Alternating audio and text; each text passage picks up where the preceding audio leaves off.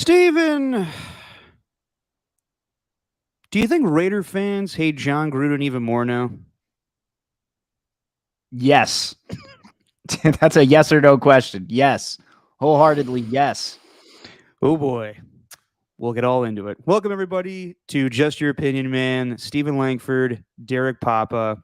We're coming to you on a Sunday, and we'll get into all the preseason stuff. There's a lot of news in the NFL. The Giants are in extra innings because the bullpen blew it as usual, so we'll get you an update as soon as that game goes final. But, Steven, you are a UFC guy. So were you watching this fight last night? So I managed to catch the I watched the last 3 rounds. I watched the championship rounds really of the fight. So I got there during the middle of the third and managed to catch the fourth and the fifth. Okay. Yeah, it goes like this: the fourth, the fifth. Hallelujah.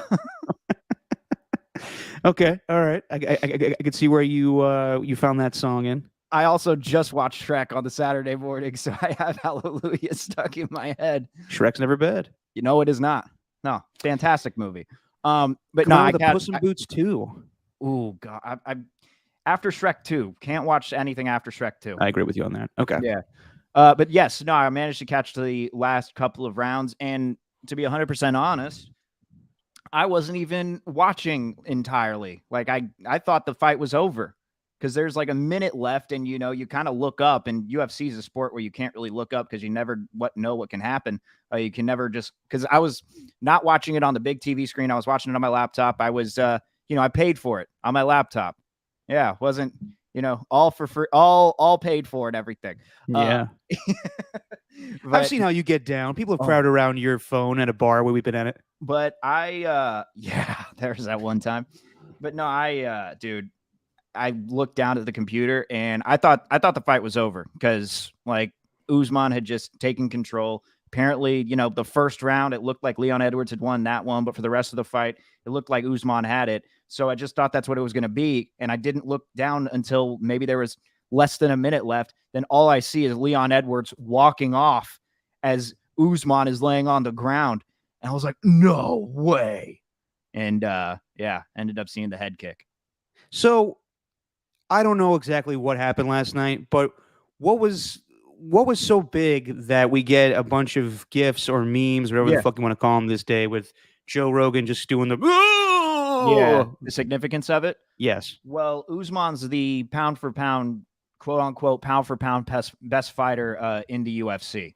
Like out of everyone, he's number one out of all divisions. Kamaru Usman's the number one dude. And he hadn't even been taken down in 16 fights, like taken to the ground. Leon Edwards did that in the first round. And no one thought that Leon was going to beat him. They faced off against each other 7 years ago. And Edwards has had a crazy path leading up to this fight because he's kind of been one of the most underrated fighters in the division. And I think he's had 6 cancellations of fights ever since the last time that him and Usman had faced each other. So it's been like a very tumultuous path leading up to it. And now that they rematched, no one thought that he could beat him.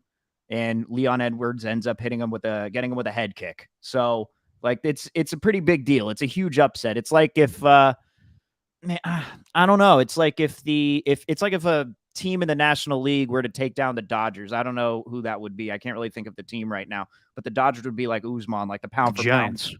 Maybe the Giants, but even the Giants, like they didn't have any road back here. I don't know. I'm trying to think of what team it would be. I don't really have an analogy off the top, but now I get the context because it just looked like Joe Rogan just had, a hit of ayahuasca just hit him during the fight. So now I know why he lost his shit like that. Well, that's why I like it though. It's genuine, and they're allowed to react like that. Like on TV for, these team sports, rightfully so, the commentators have to kind of stay silent, let the moment be a moment, and internally just not say anything. But with the fights, they just let all their emotions just and it's genuine. So I respect it. Although his facial expressions are hilarious. It was hilarious. But what's the bigger thing to come out of last night? Obviously, I'm not into UFC, and obviously, I guess the fight was very significant with the outcome. Mm-hmm. But I mean, obviously for the mainstream, what came out in the I guess the simulcast with Dana White and the Gronk brothers, including Rob Gronkowski, was the bigger takeaway because it's just going to relate to football. Would you agree? Yes, Okay. I think so. This was, I mean, I immediately had this sent from you, from my brother, from Ryan Mauser, from Joe Spadoni.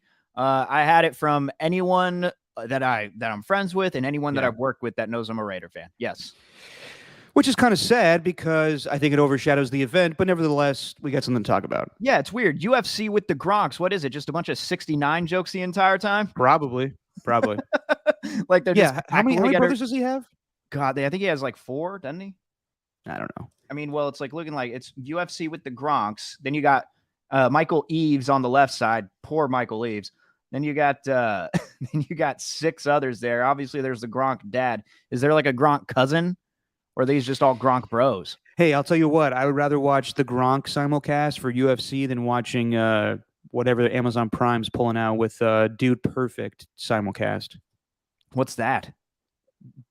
See, I was going to ask you, what the hell is Dude Perfect? You know what those guys are? Like they film like shit on YouTube or Yeah, Dude Perfect got to jump on the YouTube trend, which was trick shots, and they were like the first ones to do it. So I guess Pat McAfee got a bigger offer from Peyton Manning's Omaha Productions. So he's going to do a simulcast on Saturdays with him and his bros. Okay. They told Amazon Prime we're not doing it. So Amazon Prime, when you're watching Thursday Night Football this year, you can either watch Al Michaels and Kirk Herbstreit, or you can watch the dudes from Dude Perfect. I'm good. I'll stick with Michaels and Herbstreit. What? Exactly. Sorry, Omaha. You need to run an audible with that one. You need to call in Omaha and get someone else. Yeah. Yeah. Well, it's Amazon Prime doing the Dude Perfect, but yes. So it's Amazon Prime doing Dude Perfect. Omaha Productions is doing Pat McAfee. Oh, okay, gotcha. Okay, never mind. All right, we're good. Yeah, we're on the same page now. So I would rather watch the Gronks, I guess, for 5 minutes and the little news they broke with Dana White last night. So if you don't know what we're talking about, then your head's under a rock. But I'll fill you in. So last night, Dana White is on with the Gronks, and Gronk is joking around, being like, "Hey, I was supposed to come to Vegas, right?" And Dana's like, "You really want me to tell this story?" So everyone's seen the clip by now. Dana White is, we can play it. Let's do it. It's still there. You would have been. You would have been. So I would have been. I'm the one. I worked to put that deal together for Brady and Gronk to come to the Raiders, and it was almost a done deal. And at the last minute, Gruden blew the deal up and said that he didn't want him. And all hell broke loose, man. It was crazy. And Brady was already looking at houses, and it wasn't being said yet that Gronk was coming. So Las Vegas would have had Brady and Gronk the year that the Bucs won the Super Bowl, except Gruden blew the deal up. And there's so much story that goes along with this behind the scenes. And I was never going to tell that story till Gronk just said it, but and Dana, let me tell you what, Brady was not happy. And you just told the story. That wasn't funny. Wow. Breaking news. Wow. With the Gronk. John Gruden screwed up. Going to the right. Good Lord. I mean, let's just, for real quick, I just feel so bad for Michael Eaves to have to be involved with that. I am so sorry that you have to do that. Well, yeah, I mean, his brothers are all just laughing at. There was no joke told there. It was just like, you just told the story. Yeah, Michael Eaves could have just been like 69. Yeah, exactly. And also, like Dana White, like who died and made you GM of the Raiders? Like, I understand it was like a kind of a luring thing at the same time, but I mean, it's Mike Mayock at the time probably making the deal happen. But that's why I'm a little leery on this whole thing. So I'm very skeptical that this is true. Exactly. So we watch this, and of course, the first thing that comes to anybody's mind is the Tom Brady shop interview he did this time a year ago, where he said that he was close to signing with the team. At the very end, they pulled out, and his response was, "Really? You're going with that motherfucker?" And of course, now we all believe that is Derek Carr. There was speculation at the time that it was Derek Carr, but now this kind of confirms that is Derek Carr. So my reaction to this is that I don't think there's any lies being told. Also, love Dana White being like, I was never gonna tell this story, but now I'm telling it. He talks too much not to keep this exactly. So I am not really surprised by any of this. I always heard that the Raiders were in the mix for Tom Brady. I never knew that it got to the point where Brady was going to pick the Raiders, Right. and they said no. But I'm not surprised by any of this. And also, it could have been just that Dana White was pushing hard for this, and it's not like Dana White's running up the contract. Like, it had to be approved by Mike Mayock, and it had to be approved by John Gruden, who had final say on all personnel decisions. So if he's not into it, then I don't think it ever was really close. It may have been that Mark Davis really wanted this, but in the end, John Gruden has final say. So while Dana White's saying, like, I put this deal together, yeah, I mean, you may have lured him, and Tom Brady may have been full on board to go to Las Vegas for the Raiders, but I think everything worked out in the end, and I'll expand on that later. But what do you mean later? Expand on it now. You're on a roll. Okay, so would Tom Brady been really that good with the Raiders? And we could play the alternate universe thing. That's how Sam's going to wait for that a little bit. But just to react to the news last night, I think that Dana White was really hoping for this to happen, and him and Tom Brady are close. I'm not denying that. And I think Gronk was in, and they all wanted to do this. And then the Raiders came back and said, no, thank you. Now, it's not crazy because they weren't the only team that said no that season. The Titans said no. The 49ers said no. He wanted to go and play there and take Jimmy Garoppolo's spot. The Chargers said no. So go ahead. That's where I get kind of mixed up. I do think we can narrow down that clip from the shop to both the Niners and the Raiders. Knock over my mic here. Now you have evidence that both these teams were going at Tom Brady, both the Niners and the Raiders. And Ernie said, yeah, I thought it was Jimmy G. Shout out to Ernie joining us on YouTube. What's up, Ernie? Of course, like, I still think that there's a chance that it could have been Jimmy G. I don't think this confirms 100% that he's talking about Derek Carr. Like, Tom Brady played with Jimmy Garoppolo at one point, and there was evidence then that book that Seth Wickersham wrote about the Patriots dynasty saying that, you know, they looked over the tape. They were in Cancun. They watched every single throw that Tom Brady had made in 2019, and then every throw that Jimmy G had made in 2019.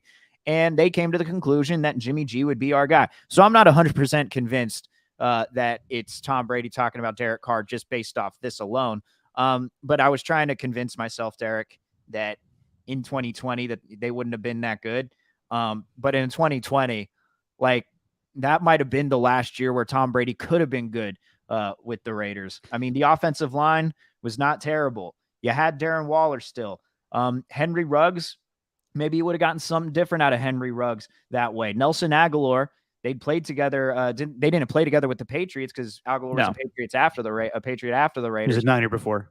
But Aguilar seemed to be a new man. Got himself a big contract that year, after that year. So the offense was not too bad. Now, defensively, that's where you run into a little bit of a hiccup. You're not going to be getting the same defense as he had with the Buccaneers. Not the same offense as the Buccaneers either, because they had a damn good offense too. So, you know, I look back at this and I say, whatever. I don't really care anymore. Like, I'm more concerned with this year, and I'm looking at, like, the way that John Gruden has set up this team, just thinking that, you know, 3 of those guys that he had under contract, or 4 of those guys he had under contract for their rookie deals, they all rejected, or all of their options were declined. You know, Josh Jacobs, Jonathan Abram, Cleveland Ferrell, all those dudes, I guess 3 of them. So I don't know, like, other than the emails, the Khalil Mack trade, everything that Gruden's done, this is a pretty egregious decision, but who knows what the future would have looked like now. Okay, well, why do you think Gruden said no? That's my question. I don't understand why he would. Like, I feel like if he were to had the opportunity to get Tom Brady on his team, that he would take that opportunity, and Gronk too. Well, I mean, obviously this isn't the case, but I saw one person tweet out where it's like the conversation for the contract, and Gruden goes, "Okay, Tom, here we go, man. Just sign the dotted line, and we got a deal. Here's the thing, though, you got to admit it was a fumble." and that's what nixed the deal. Yeah. Yeah, I don't know. I don't know what it was. Like there had to have been more to it than just Gruden. I'll tell you what. What? Tom Brady wanted to bring Antonio Brown's crazy ass back to the Raiders, and John Gruden said no. No, I'm You kidding. think so? No. There's no chance in hell that was happening. Or maybe, who knows? That's not the most. I mean, look, man, there's out of the barrel thinking, there's out of the box thinking, but that's not the most unlikely scenario that would have happened. Unrealistic. What I think in the end is that John Gruden was looking at the. I mean, I am surprised because John Gruden is like Bruce Arians, where he wants the best. I mean, like we remember John Gruden from the Monday Night Football days. He was in love with every single quarterback every week. He said they were the best, and he's always loved Tom Brady. He referred to him all the time. I think that in the end, he probably just wanted to go with the younger option. And no one's ever going to say that Derek Carr is better than Tom Brady. But for the long term and the long term goal of the organization, he probably was in the best interest to roll with Tom Brady roll with Derek Carr than signing a 40-year-old Tom Brady to a lucrative contract. Now, let's just play devil's advocate and say that Tom Brady signed with the Raiders. Oh, first of all, that's an image that I don't think anybody would be prepared to look at, considering the past with the Tuck rule. Yeah. Him wearing 12 along with Ken Stabler and Rich Gannon. Yikes. But they obviously would have been a better team. He's got to play Mahomes twice a year. It would have been interesting to see Darren Waller paired up with Rob Gronkowski. He had a good running game. You're right, Steve. The offensive line was a hell of a lot better back then. He had Nelson Aguilar. He had Ruggs. But that defense was nowhere near what the Buccaneers had in their front seven. So while the Raiders probably would have been a playoff team, I think they would have lost probably to the Chiefs. The defense would have not have been able to hold up in any other AFC teams in the playoffs. And we saw what happened with Brady and Arians. I mean, it wasn't a full-on, verbal spat on the sidelines, but something happened where they weren't as close as they were in the first season in 2020, which led to some weird shit where Arians retired as soon as Brady came back. I don't think Brady and Gruden would have gotten along because they're too headstrong, and in the end, Brady wants, obviously he's worked with Bill Belichick, but he's in a different frame of mind now where he wants to control the team, and I just think it would have been crazy at times. So I understand people's, anger and be like, oh, Gruden fucked us again. But I think the Raiders are in a good spot right now with Derek Carr. If this happens, you're not getting Devontae Adams. I would have thought that if Tom Brady goes to the Raiders, then you got to get rid of Derek Carr. And I thought that if they're going to pick up Tom Brady, Derek Carr is going to get traded to the Patriots probably. And in the end, McDaniel ends up with Derek Carr. So I think everything worked out in the end. Even though the Raiders don't have a Super Bowl trophy, Tom Brady went to a better location and a better team for him at that time. And I think the Raiders are set up for the future a lot better. So 2 years, $50 million would have been the contract. That's what he got for his time in Tampa Bay, at least in 2020 to start it out. And Ernie, thank you, Ernie, just saying what I was basically about to say. Like, if he doesn't win the Super Bowl that year in 2020, is there any guarantee that he's maybe playing the next year? No. I don't think so. Like, maybe he would, but you see the deal that he got in TV. It's like, if you don't win another Super Bowl and this team hasn't proven to you that you can win another Super Bowl and they're not close, like that defense that the Raiders was rolling out there in 2020, that's not a defense that would make you think, oh, that's a Super Bowl champion type defense. Like, no. I mean, I'm looking right now at the 2020 Bucs roster, just going down to defensive line. And Ndamukong Suh, I don't know who any of these guys up the middle are, but I'm not even going to name them right now. Jason Pierre-Paul, Devin White, Levante David. Vita Vea, you mean? What? Was it Vita Vea? I don't know why they don't have Vita Vea up there. Huh. Who do they have listed as the nose tackle? They got Raheem Nunez Roches. He wasn't a starter, but okay. Yeah, I don't know. That's what I'm looking. I'm looking on Football Reference, Derek. Give me a break. Anyway. Usually right, but maybe you're not looking correctly. Carlton Davis, Sean Murphy Bunting, Antoine Winfield Jr., and Jordan Whitehead. All those guys were legit in the secondary, all young, up-and-coming stars. Like, if Tom Brady were stuck with Jonathan Abram, and that's it, Eric Harris, you know what I'm saying? Like, I think he would have been done I don't think he'd be here anymore if he were with the Raiders in 2020. Like, I just don't think he'd be around the league. And Tom Brady would have to deal with the, controversial nature of John Gruden with the emails. You if he's okay? still You there. choked up there?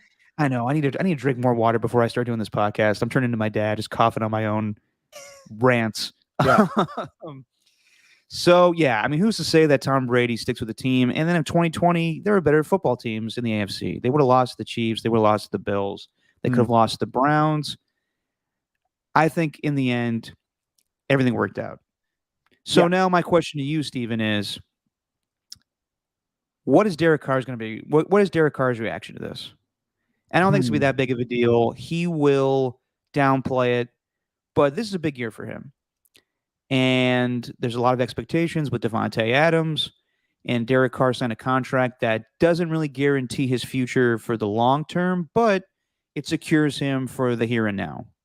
So you do a great Derek Carr impression. I would love to hear your interpretation of when Paul Gutierrez and everybody asks him questions about this tomorrow. First off, you need to say it in the right tone. I'm not taking that tone today, but I love you. I love you. You know what I mean? I love you. Look, I don't focus on that. I just focus on right now. I don't focus on the negative noise. I don't focus on any of that, man. That's not me. I just focus on myself. That's all I can do. Put faith in Jesus. Put faith in my team. I got faith in my teammates this year. We got a new head coach. Really looking forward to this season. I don't care about that. That's in the past, man. That's in the past. Although the Sunday barbecues with my next door neighbor, John, are going to be a little awkward from now on, but I'll deal with that on my own personal business. You think they're still next door neighbors? They are, right? I mean, I still think that's hilarious. If let's just say week 1, they come back, beat the Chargers, and Johnny's just sitting out on the porch just being like, Derek, how'd it go, man? Dude, I don't even know if it's I don't even know if this Tom Brady, because number one, like, as far as the things that Gruden has done to just ruin the team, I mean, number one, the emails are right at the top of the list. There's nothing that's coming close to that. It's Brad Pitt in Moneyball. You know what I mean? Like, there's one thing at the top. It's those emails. Then there's 50 feet of crap. And then there's the other moves that I've made. Yeah. Like the first round picks that he's made. Colton Miller. Surprisingly, that was the one that people were most pissed about. Actually, second most pissed about, because Cleveland Ferrell's right up there. But Colton Miller, very good left tackle right now. He's turned himself into a player. So that was a good pick with the 15th. But Cleveland Ferrell, Josh Jacobs, and Jonathan Abram. Jacobs, I think we can agree, was a good pick. You ended up getting your starting running back out of it. But, just like a lot of other running backs, he might not extend his contract beyond this year. Henry Ruggs, Damon Arnett, and Alex Leatherwood. So you've maybe hit on, I'd say, I mean, do you even count Josh Jacobs as a hit just yet? Because it looks like Colton Miller's going to be a left tackle for quite a while here. You didn't find your long-term running back in the first round. You found a running back for the rookie contract, the extent of his rookie contract. So would you consider that a hit, Derek? I would say that, considering that he's been to the Pro Bowl a couple times, 1,000 yards here or there, yes. Yeah, you got to consider that a hit. You also got to consider that we're not really playing hits and misses when we have a new regime. Like, this is Josh McDaniels' show now, along with Dave Ziegler. Right. So you can't really grade Josh McDaniels that way. Now you can with the other guys, because Cleveland Ferrell has not performed. Jonathan Abram hasn't performed. And then they're not cleaning house like John Gruden did in his first year, but they're definitely going to make some changes if this team doesn't perform the way that it's expected to. Right. Henry Ruggs, not really, like, he was. That one's tough, just because. Well, he could have been good, but I also think at the same time, though, you had the pick of the litter with those wide receivers. And if you're redrafting, and let's just say prior to, everything that happened with the DUI and, him accidentally killing somebody, like, go prior to that, take that out of it. Like, you'd probably choose, I don't know, maybe CeeDee Lamb or even Jerry Jeudy over Henry Ruggs in that draft. Yeah, but Jerry Jeudy, I still don't know about him. He's been injured. This could be his third year in the league. Right. He's been injured the first two. Not really great in separation. He kind of reminds me of Amari Cooper, his first couple of seasons in the league. Just not very tough yet. CeeDee Lamb, let's see how he is as a number one receiver. Point being, it was hard to screw up in that draft, especially looking at how these guys have like how these players, like that 2020 draft is looking really, really good right now, actually. Yeah, when you look definitely. at the players that were taken. So like Henry Ruggs, kind of a miss there. So I just think that everything that he did as only far as the because- draft is terrible. No, I hear you, Stephen, but no one could have planned for Henry Ruggs doing No. what he did. No. And we all, I mean, it wasn't a surprise. John Gruden before the draft said, I want a Tyreek Hill. Now, I mean, that's, looking on the other side of things off the field, that's not a good thing to say, but he wanted to speed the game 8-8, by the way. I saw. Yeah. Let's see what they do here, though. Still got one out. So, yeah, I mean, in the grand scheme of things of what John Gruden did with the Raiders, I would say that that's really low on the list for me. Yeah. Well, you got the first round picks. It's not only that, Derek. It's the free agents that he signed. None of them are with the team anymore. Yeah, I know. It's like, I know. Rodney Hudson just said, I'm out. Bye-bye. Like everything that he did with the actual roster, I found that to be just as like the decisions that he made, just awful. Like, so this Tom Brady and Gronk thing, okay, but the other stuff is way worse to me. Yeah. Well, okay, let's be honest. Are the Buccaneers really set up great for the future? Well, I don't know. I really don't know. Because we thought Tom Brady was retired in February. Mm-hmm. Everybody was like, well, they're going to suck now. What's their plan? Blaine Gabbert, Kyle Trask, Deshaun Watson?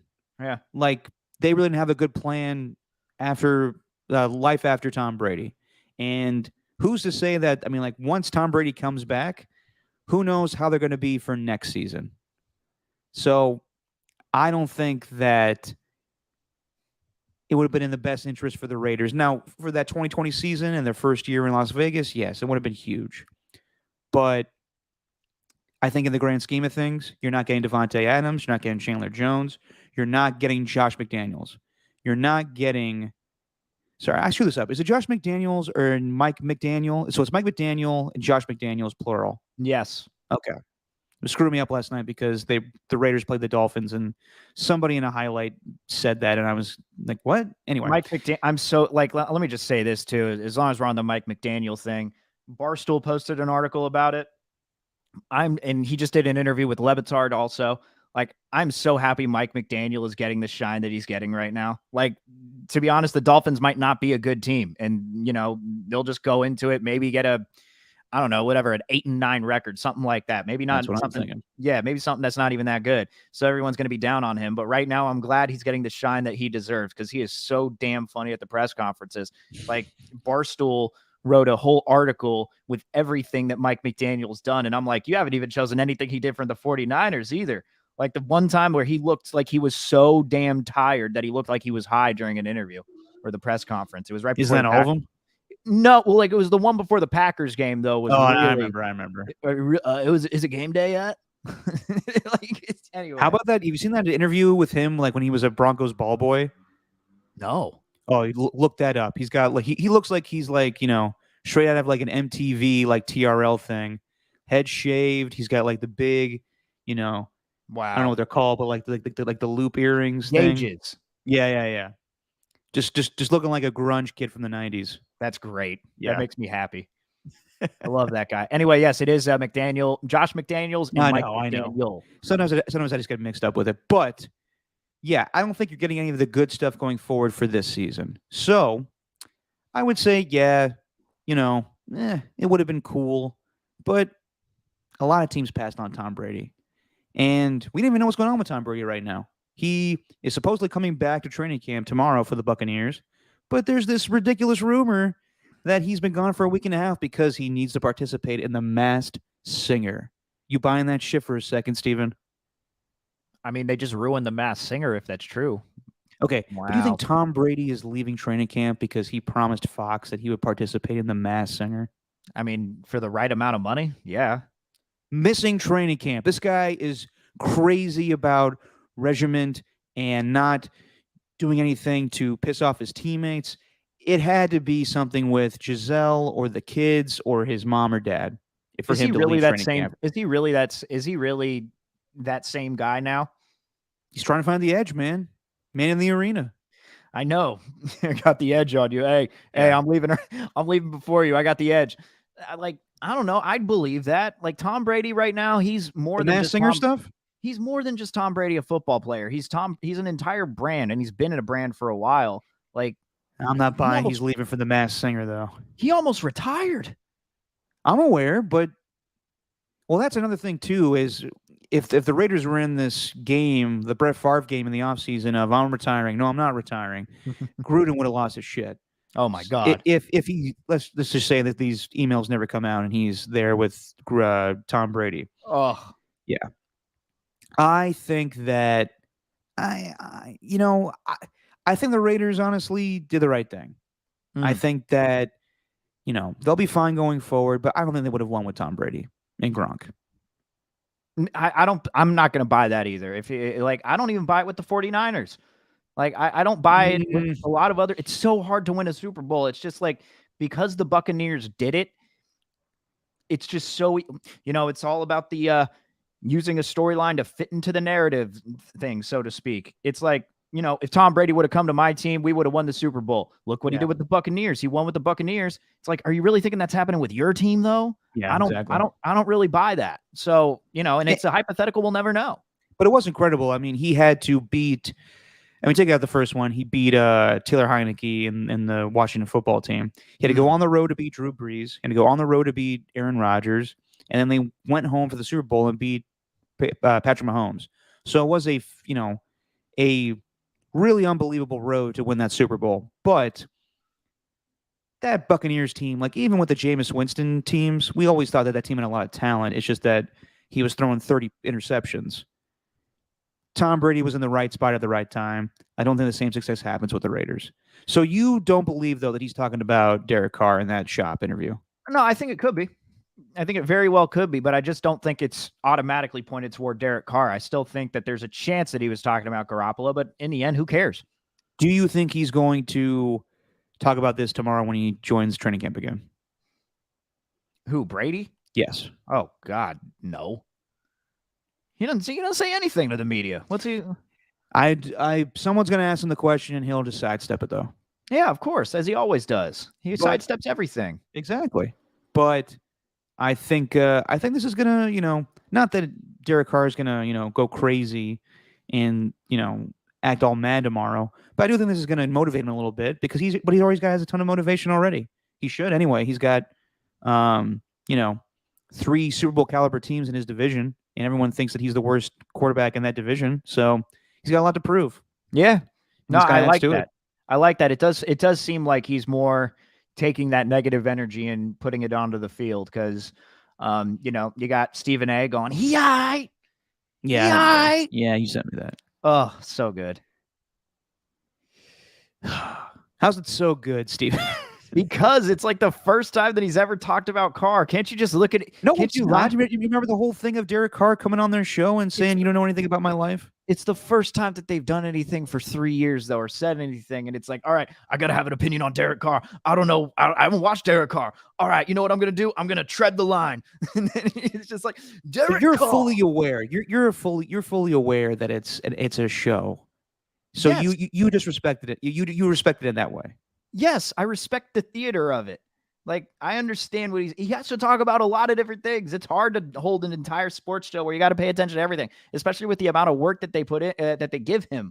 So I think it's a lot. I think it's very entertaining. Am I going to watch it for 3 hours a day? No, but I'll watch a little minute-long clip about him talking about Derek Carr and laugh a little bit. Yeah. All right, Steven. And had like no reasoning behind it whatsoever. Exactly. Said, we all consider him this gunslinger. I don't think he is. All right. Well, where are the facts to prove that? Like, you don't have anything to back it up. He just says it. It's funny.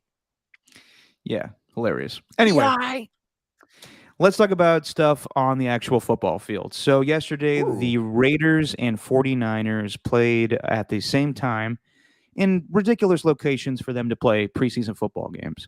The Niners shouldn't have to travel all the way to Minnesota to play in a preseason game. The Raiders shouldn't have to travel all the way to Miami for a preseason game. You agree? Well, The Raiders, yeah, but the Niners at least travel to Minnesota so they could do some joint practices and get some Yeah, actual work in. okay. So That's right. there's some worth there, but there's some value to those. But yeah, the Raiders traveling to Miami, that's pointless. No, it's ridiculous.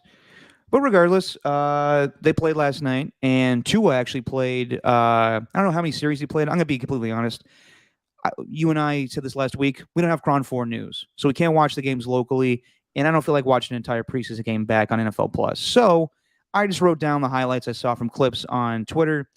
Basically, Zamir White scored a touchdown, and you feel good about this guy going into the regular season. He's probably going to be the second as far as, the ground and pound guys. I don't know who they're going to keep at this point between Brandon Bolden and Amir Abdullah and Josh. I mean, they're going to keep Josh Jacobs. They're going to keep Kenyon Drake, you would believe, and Zamir White. Yeah. The other two pass catchers, I'm not sure. But as far as the ground and pound guys, it's probably going to be Josh Jacobs and a mix of Zamir White. Yeah, I think so too. I think Zamir White's. I'm really curious to see how McDaniels runs his offense, because Gruden would do it where he'd keep Jacobs in for, depending on how long the drives lasted, he'd keep in Jacobs until maybe till one drive in the second quarter, and then in the second quarter, that's when he'd bring in the backups and he'd go with the twos. So I don't know what McDaniels' philosophy is with that. I'm curious to see what it's like in the regular season, but I think that Zamir White would be the guy. He's got a little wiggle to him, man. I like White. No, a little wiggle for him. Wiggle, wiggle, wiggle. And then Jarrett Stidham playing as the starting quarterback, and then it went to Nick Mullins and Chase Garber, if you remember him from Cal football. Yeah. It seems to me that I don't know what the future holds for Nick Mullins. I don't know if Josh McDaniels wants to have 3 quarterbacks on this roster. Probably not. I think Jarrett Stidham, just because he knows McDaniels from the Patriots, that he fits the best as far as the backup quarterback on this team. So I didn't see a whole lot from Jarrett Stidham, but just looking at his stat line and him grasping Josh McDaniels' offense, I think that he makes the most sense to back up Derek Carr. I think Jarrett Stidham's got a nice little feel for the pocket. He doesn't exactly have the greatest arm, but whenever I'm watching him, he's got a little bit of that footwork. I was watching the highlights. A little wiggle too, huh? I was watching the highlights just like you were, but he's got a little bit of that. He's got a little bit of that step up, move to the outs. I like him, man, but yeah, he's probably going to be the backup. I don't care if Derek Carr goes down. The whole season is screwed. I don't care who the backup quarterback is. Although I do think keeping 2 quarterbacks would be beneficial to them rather than keeping all 3 on the roster. Open up some space, a roster spot for those guys in the running back room. Yeah, because they got a lot of value there, man. They got a lot. They got, Amir Abdullah. You were saying Amir Abdullah versus Brandon Bolden.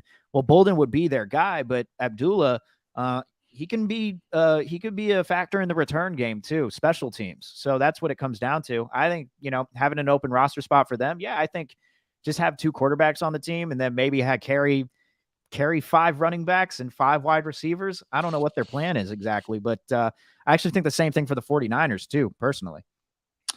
And lastly, didn't really see myself, but all indications are that Alex Leatherwood struggled yesterday and was benched. So the offensive line right now is probably the biggest question mark for the Raiders. And if you're not getting production from your first-round draft pick from a year ago, and he's running with the 2s and not playing well with the 2s, maybe even the 3s, you got a problem. Yeah. And this is not a Josh McDaniels draft pick. This was a Mike Mayock, John Gruden draft pick. And I don't think he has any problem cutting this guy when it comes down to roster cuts before the season starts. So that's the trend we're going with for Alex Leatherwood. Yeah, he's like, there's no chance because you got this guy, Jermaine Illuminor, who was originally with the Patriots back in 2019. And then I forgot who he was drafted by, but he was a 3rd-round pick. It was the Ravens. He had a spot on the Ravens. Then he said he ended up losing that spot.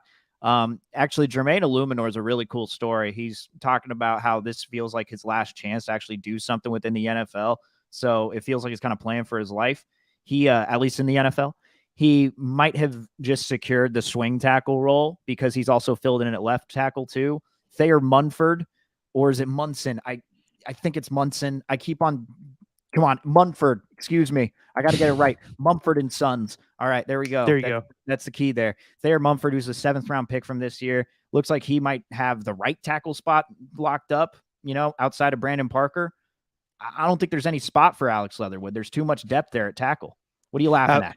I was thinking a good way to remember for Mumford is just Mumford and Sons. I will block for you. Yeah. Sleep, little Derek, man. I don't know. You talking about me or Derek Carr? Derek Carr.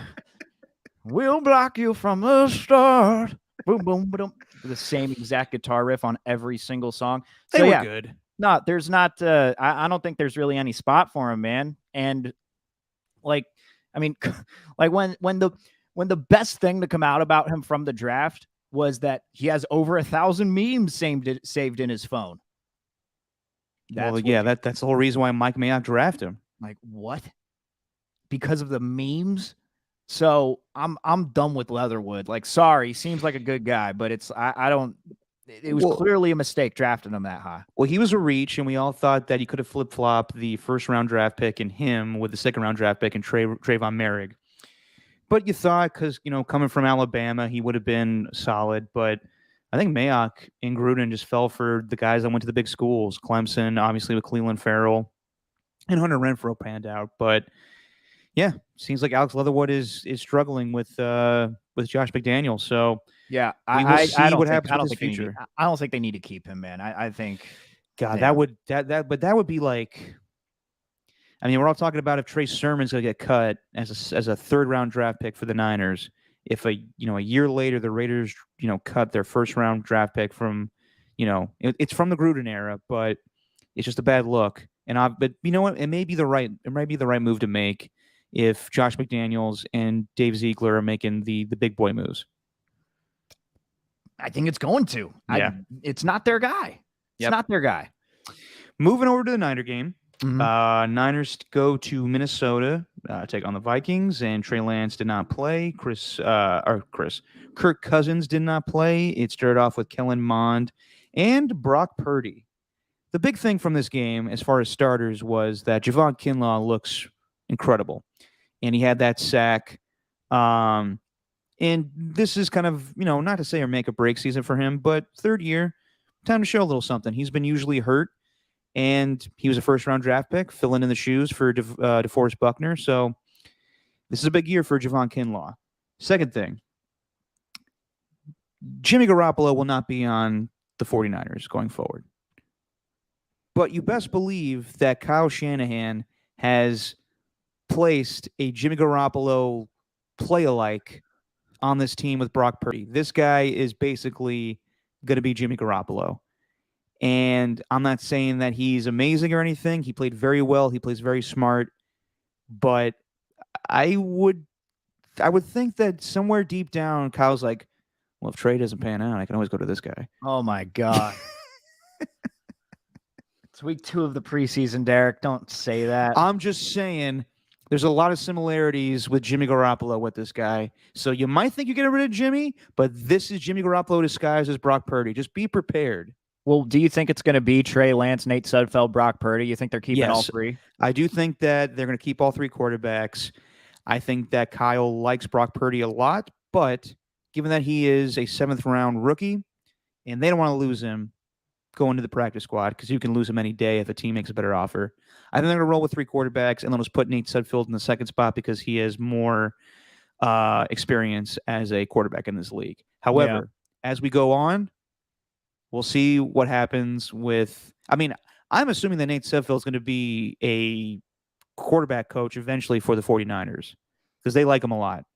And he's just been around the league for a long time, and they just like same thing. Like if Gruden, kept around with the Raiders, what's his face? Nathan Peterman probably would have been a coach for him because he just likes him and he understands how to, be a QB, even though he was terrible on the field.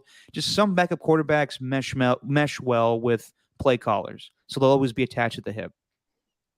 So I just think that not to say that Brock Purdy is going to steal Trey Lance's job. But we all know the type of quarterback that Kyle Shanahan usually likes, and that guy is being stashed on the team as Brock Purdy. Third and final thing that I noticed from this game. Keep going.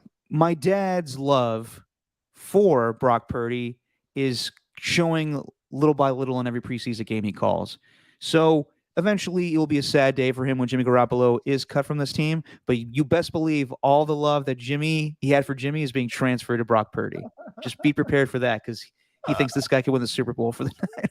Oh my God. And also, one of my favorite things from yesterday's broadcast. So Brock Purdy's having a good drive, and then Brock Purdy fumbles on the goal line.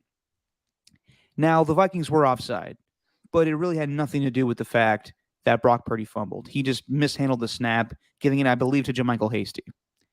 My dad comes back from break and goes, I just tried texting Mike Pereira to see if the league can review that play. Dude, you're texting Mike Pereira for a preseason game? Like the second preseason game? I'm sure Mike texted back going, Greg, this is a preseason game, not the tuck rule. Let me enjoy my Tito's, please. Yeah. That's a little too much. That's a little too much. Anyway, your takeaways from the Niner game yesterday. Well, it's the Javon Kinlaw one to a broader point. It looks like Drake Jackson can be a hell of a player, the second-round pick out of USC. They're probably just going to go with a rotating door of guys opposite Nick Bosa.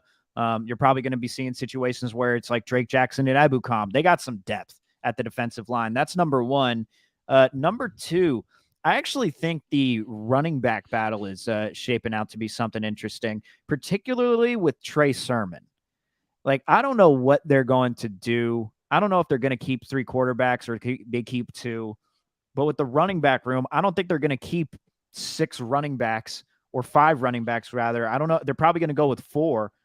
And they have 6 receivers. So it's probably going to be Debo, Ayuk, Jennings, McLeod, Gray, and Malik Turner's looking pretty good so far. I noticed him in practice. He was getting some separation. I thought Willie Snead?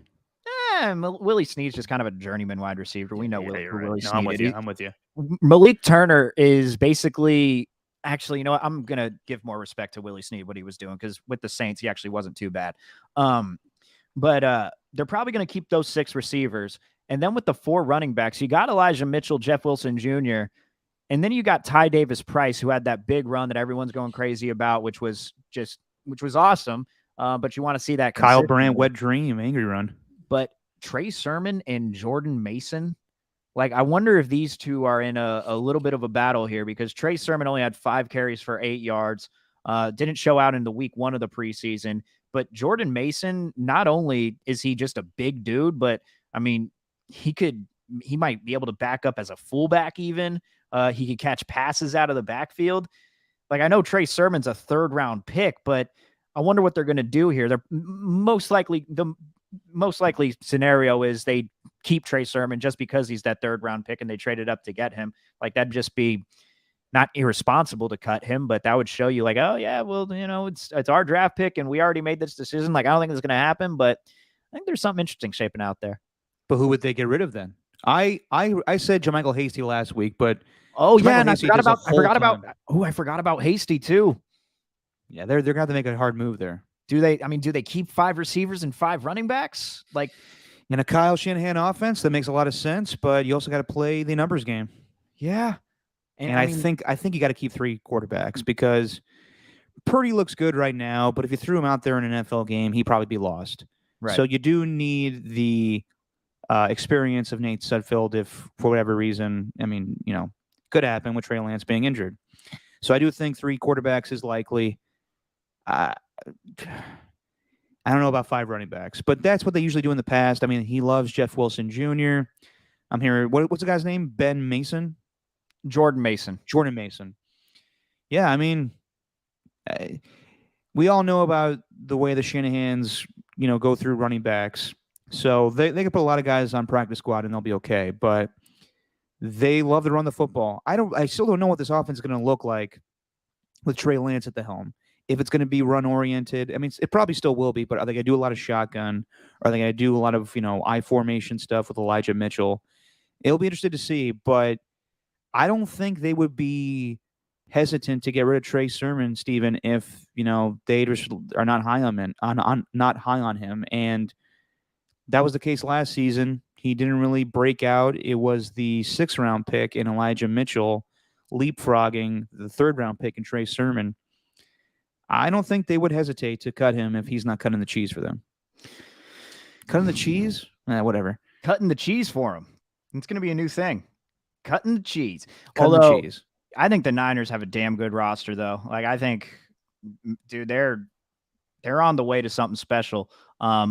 If those guys can stay healthy, though. Like, I think Jimmy Ward's injury is something to monitor. They worked out to Sean Gibson earlier this week, which is never a good sign. If they're working out a safety, that means he's probably not ready for week 1. We'll see what happens beyond there. Tarvarius Moore continues to struggle. So, like, if you're going to have Tarvarius Moore and Talanoa Hufanga, feel good about Hufanga, but yeah, who's going to be covering? Like, the deep part of the field is just going to be gone. Like, it's going to be the same as last year where you're just giving up everything deep.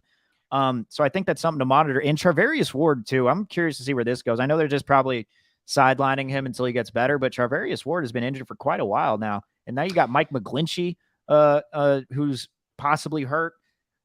The injury's already not looking too good, but injuries happen everywhere, I guess. Yeah, but it's always been a problem with the Niners the last couple of seasons. So I would say something to monitor, but the Jimmy Ward one is significant, and we'll see when he comes back. Tre'Davious Ward, everything I've heard is he's going to come back for week 1. Secondary's taking some hits right now. Yeah, I'm not a big fan of Deshaun Gibson. He hasn't played in quite some time, and he's not really great in coverage. He's a good, box safety, or at least he was back in the day with the Bears and the Texans. But Atlanta Collins is out there, too. Actually, he's more of a box safety than Deshaun Gibson. But, yeah, what's interesting, though, is that Samuel Womack, the 5th-round pick, he's going to have a place with the team week 1. He's going to be, I guess, a starting nickel. So that'll be interesting to see with him, Tre'Davious Ward, Emmanuel Mosley. So secondary is supposedly going to improve. But if the guys aren't healthy, then it could be the same case as last season. Yeah. So I don't know, man. There's a few takeaways that you can have from that game. But when Kyle Shanahan goes out there and basically says these preseason games don't matter, the joint practices are really where it's at. Like as a not fan, if you're Brandon Ayuk. I get where Brandon Ayuk's coming from too. He's having Giants a real win.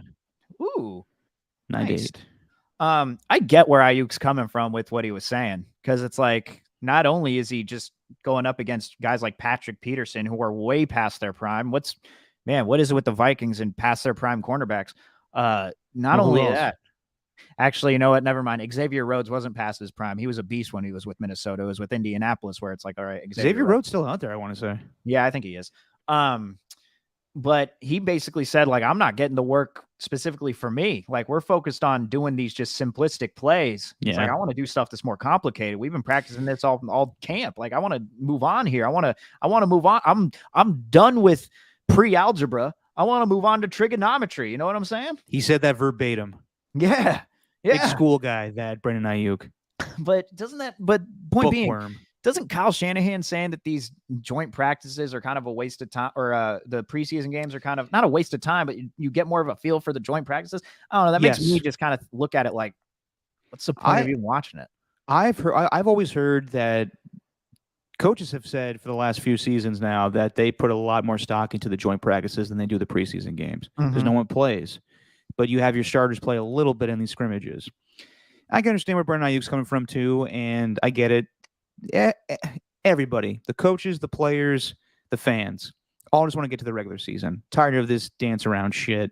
We got one more week of this stuff, and I can't tell anymore if the third week of the preseason is, the dress rehearsal, or if it's the time where everybody needs to rest before the regular season starts in 2 weeks. Who knows anymore? But Brandon Ayuk's right. There is some mundane, bullshit when it goes to this stuff. At the same time, it's just good to hit somebody else in a scrimmage. So it depends on the way you look at it, but I think I speak with Brandon Ayuk and everybody involved with football, watching it, playing it. We just want to get to the real thing already. Yeah, I agree. I'm tired of preseason already. Although it's cool to watch Kenny Pickett. I've watched highlights of him. It's cool to watch him kind of grow a little bit. Yeah, interesting to see what happens with Kenny Pickett. I doubt he's going to start week 1, but it's good to watch him. I watched a little bit of the Bills and Broncos yesterday, and Josh Allen just, scrambling around and throwing a touchdown with ease. He's the favorite for MVP. I'm trying to think of anything else that stood out from yesterday with preseason stuff. I also got to say this too. Lay it on me. There's like disrespect towards Kirk Cousins. You know, there always is because of just he's like kind of the way that that defensive coordinator talked about Derek Carr. He said that Carr's like an easy guy to make fun of. Cousins is kind of that same way because he's not going to just clap back at you at all times. But he gets a lot of disrespect. I think the preseason should show in Kellen Mond and Sean Mannion, for example. Like, it's really hard to play quarterback in this league, and it's really hard to find a guy. Like, whenever we say Kirk Cousins is in that tier where it's like, he's not up at the level of, those guys that you were mentioning, like Josh Allen and, Joe Burrow, all those guys, but he's somewhere in the middle. Like, that's okay to have. You could survive with that in the league. Like, I just think there's a lot of disrespect that's thrown around there, pun intended, with quarterbacks. But the level at which they're playing compared to the backups, like, good Lord, those guys that are playing in the Vikings games, those guys that are playing for the Dolphins, like, they don't look like NFL ready quarterbacks. I don't know. We just throw around all this disrespect to quarterbacks very loosely without thinking about the other options that you could have. I agree 100% because I can't stand it every year when people say, like, Kirk Cousins stinks, Carson Wentz stinks, Derek Carr stinks. Okay. Then who else are you going to get? If you don't have a good option, then shut up. Yeah. That's why I thought it was ridiculous when the Colts were like, we're just going to trade Carson Wentz away. And it was ridiculous for a couple of weeks there until they got Matt Ryan. We'll still see if he's better than Carson Wentz. He's a much older quarterback, but probably much more of a leader and much more cerebral as a offensive play caller. But I'm with you, Steven. Everyone's fan base is just like, my guy sucks. And honestly, you would take him over a lot of the guys in the league. So I'm with you.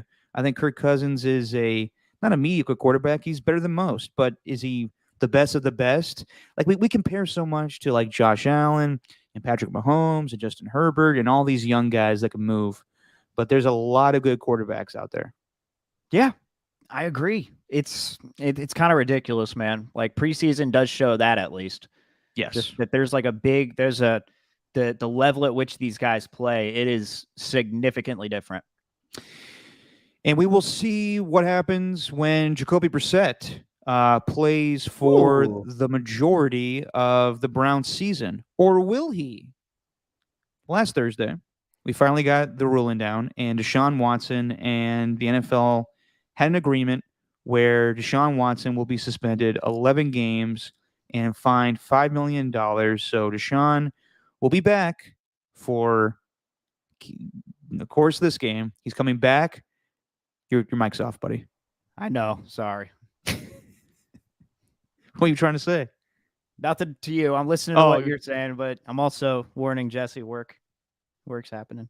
Anyway. So Watson will be suspended 11 games, and he'll come back, of course, against his former team in the Houston Texans in Houston, just like the NFL wanted. So we'll get to what this means for Jimmy Garoppolo, but just your reaction, Steven. It's not a full season. It's a lot longer than I thought it was going to be, given that they were going back and forth between the initial 6 to 12 that the NFL wanted, to a full season, to reported 8 that Deshaun Watson was trying to get. And in the end, he suspended 11 games. And of course, he's going to come back against the Houston Texans. Then he has a press conference where he basically says, look, I know what I apologized for in the interview with Aditi Kikwala, but, I'm just sorry because this is a thing. I don't feel, I'm not going to apologize to the women because I didn't do anything wrong. No one wants to hear my side of the story. And then at one point he went third person and said, I'm going to do what's best for Deshaun Watson. Like he's George Costanza or something. So the whole thing rubbed me the wrong way. No pun intended there, honestly. I also saw the press conference with Andrew Berry and Jimmy Haslam and Dee Haslam. And Jimmy Haslam, just like an owner that wants to sidestep out of a conversation that's too controversial because it's bad. It's reflecting poorly on his team. Multiple times he was like, "Could we just talk about other guys on the team?" And then he was like, well, Deshaun Watson's a great, 26-year-old quarterback. So, what do you expect us to do? And then he's like, oh, well, we believe in second chances, blah, blah, blah. We respect the female fans of our team. Oh, And look, I'm not naive. I've been saying from the get-go that I thought that Deshaun Watson was going to come back and play at some point. But it's just getting harder and harder to justify this when it's obvious he did something. And you're going to have chants from opposing fans that are 10 times worse than you sick fuck from a preseason game in Jacksonville. So while we'll be rid of Deshaun Watson for 11 games, it's just going to come back full force when he's there in Houston where all of this shit went down. And I would not be the least bit surprised if Texan fans either protest or wear his jersey, because you'll have a mix of fans that hate him and love him. you mean Browns fans? No, Texans fans that when he comes back. Gotcha. And then the same thing, yes. Then the following week when he's in Cleveland, I assume, I haven't looked at the schedule in front of me, but when he's in Cleveland, you got the same thing. You're going to have crazy-ass Brown fans who have waited Super Bowl for their entire lives. Yeah. And then you're going to have, reasonable people that say this guy's sick. Yeah. And it's never going to go away.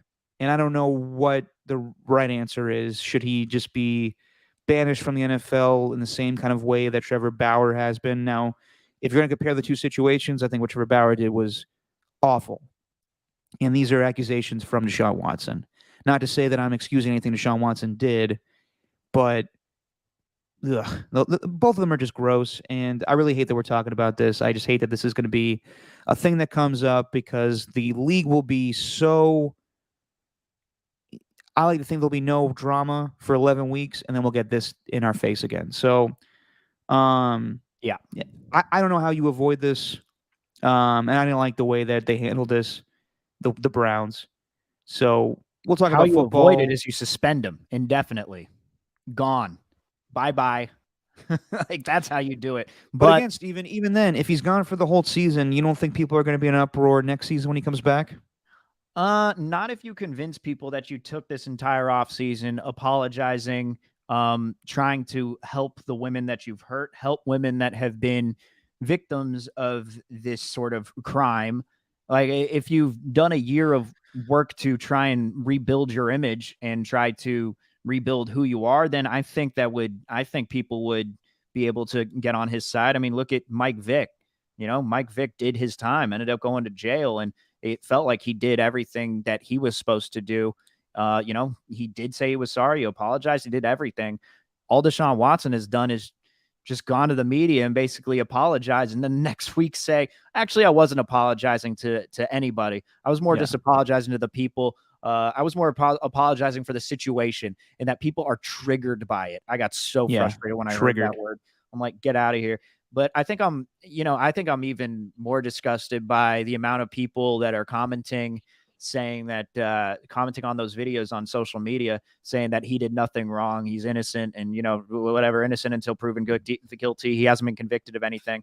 And then the amount of people that would go on to like said comment, like, that is just, ugh, yuck. Like, you know what I mean? Like, I can't believe we have people who are still on this dude's side. If you were a Browns fan, would you still be a fan? Well, this was a topic of discussion when I'm not saying I'm a Raider fan anymore, but the Niners were interested. Oh, you are. You are still a Raider fan, so stop it. Stop fooling yourself. Stop lying to yourself, Derek. It's okay. Let's see how good they are this year, Steven. Yeah, it's okay. Fair weather, Derek. All right, here we go. But the Raiders were in the. I mean, supposedly the Raiders were in the mix. The Niners were in the mix. I don't. I mean, like on the West Coast, we would have not handled this shit well. No, it's different in the Midwest with Cleveland. They're so football crazy that they don't think about that stuff. And honestly, sometimes I try to forget about that stuff too. It's hard. We all know the stuff with Tyreek Hill, and you forget about it because he's a great player. But it's always in the back of your mind that this guy broke his son's arm and did terrible things to a pregnant woman. And I don't know. It's the Deshaun Watson stuff, like just his whole attitude just pisses me off too. Like, yes. Great example, Michael Vick.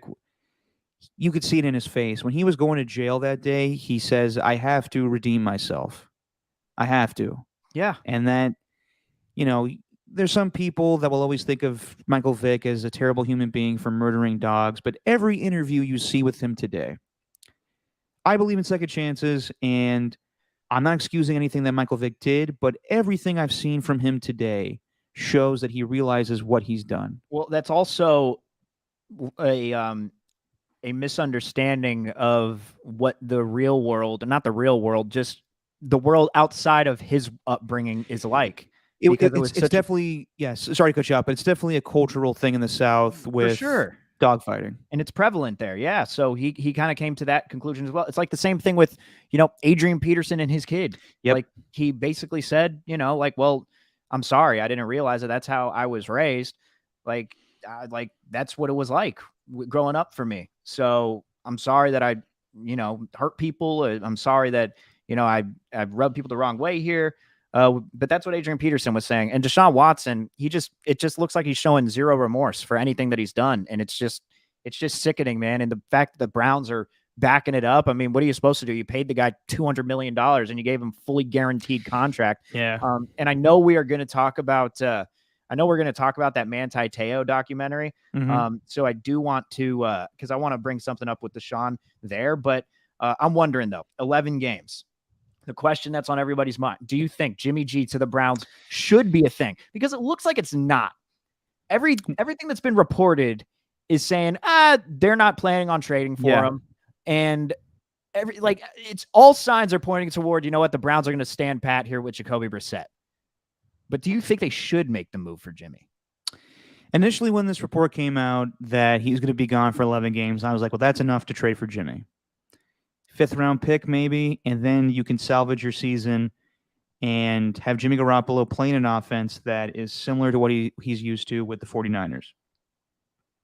Your run-based offense with Nick Chubb and Kareem Hunt, and they should be okay. But I also see that they said from the get-go that they wanted Jacoby Brissett to fill in for Deshaun Watson when he is suspended. Now, Jacoby Brissett is not just some average backup quarterback. First time we've ever saw him, he was more of a runner when he filled in for Jimmy Garoppolo when Jimmy was injured, filling in for Tom Brady. Then there was that season where Jacoby Brissett filled in for Andrew Luck for most of the season because, they traded for Brissett during the season, and Luck was gone because of a shoulder injury, and he played most of the season. He did okay, but they were like 4-12 or whatever. Then there was a season where Andrew Luck retired, just totally shocked everyone, and Jacoby Brissett was playing good football for the Colts, and in the end, they went like 7-9. But he played well, but it wasn't good enough for the Colts. Mm-hmm. Then last year, Jacoby Brissett filled in for some time for Tua. So giving you a whole Jacoby Brissett's background, I would say that God, you know way too much about Jacoby's. I do. You know way too much about his career. I just remember him playing, and while he's not the same quarterback he used to, I don't think he can move around like he used to back in the day, but they're capable. They have a ton of talent on that team. So given Jacoby Brissett's background and what he could do with this offense, just it's going to be a run-oriented offense. Mm-hmm. Throw to Amari Cooper and David Njoku from time to time. Well, more than that, obviously. But I think they could be okay with Jacoby Brissett in the meantime for the 11 games. Now, is that going 5-5, or I guess 5-6, or 6-5? If you're gonna be, if you're just playing terribly, then you may have to consider trading for Jimmy Garoppolo. But at that point, it may be too late because we don't know where he's going to be at that point. Right. My question is, if you're Jimmy Garoppolo, what makes more sense for you? Do you want to fill in for 11 games and then have to give the ball back to Deshaun Watson? Or would you rather go to, say, the Seahawks and play a full 17 games, and there may be the situation where Geno Smith or Drew Lock are breathing down your neck, but all indications are that Geno Smith is the heavy favorite in Seattle for that job because Drew Lock was supposed to play in the preseason game last week, but got COVID. And Geno Smith didn't watch the game, but all reports were that he did not look good. And it's not said by the Seahawk brass, but a lot of people believe that as soon as Jimmy Garoppolo is available, they will pounce on him. Well, what's the better situation? Well, the better situation for Jimmy is God, there's a lot of give and take, though, isn't there? Because you got the Brown situation with Deshaun after 11 games. But you're right. You are playing with one of the better rosters all around in the NFL with the Browns, especially on offense. Maybe not so much on defense, but on offense, no doubt. Like, you're getting a top-tier offensive line. You are getting that running back room that features one of the best in the NFL in Nick Chubb. You know, your wide receivers and your tight ends are not too bad. So you're going to be in a good situation there, one that gives you more of a chance to win.